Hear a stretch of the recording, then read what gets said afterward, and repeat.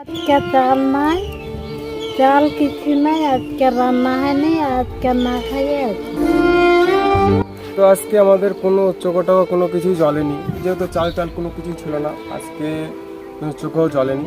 তো আজকে আমরা না খেয়ে আছি।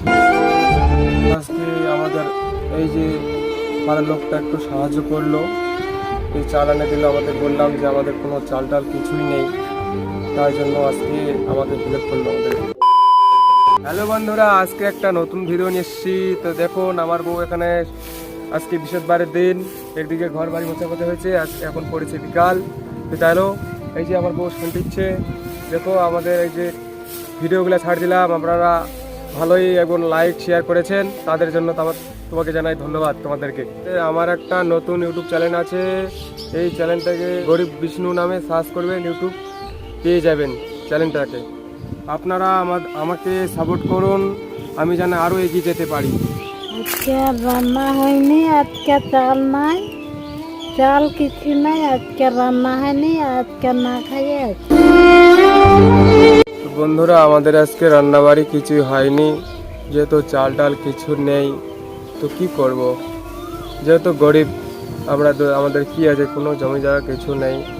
আজকে রান্নাবান্না হয়নি, দিনে আনি দিনে খাই। এখন কি করবো, আচ্ছা সন্ধ্যাবেলা এখন কি হবে দেখি, বলতে পারছি না সঠিক।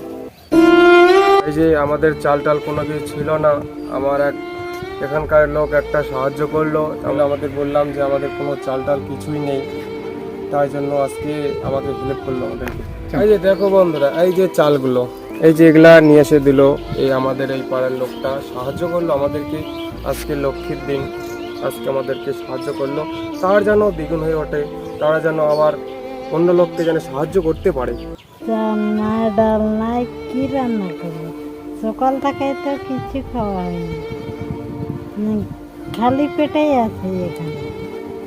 আমাদের চাল নাই, চাল একজন চাল আনে দিলে, একটা কাকু হয়, ওই কাকুটা চাল আনে দিলে সাহায্য করলো।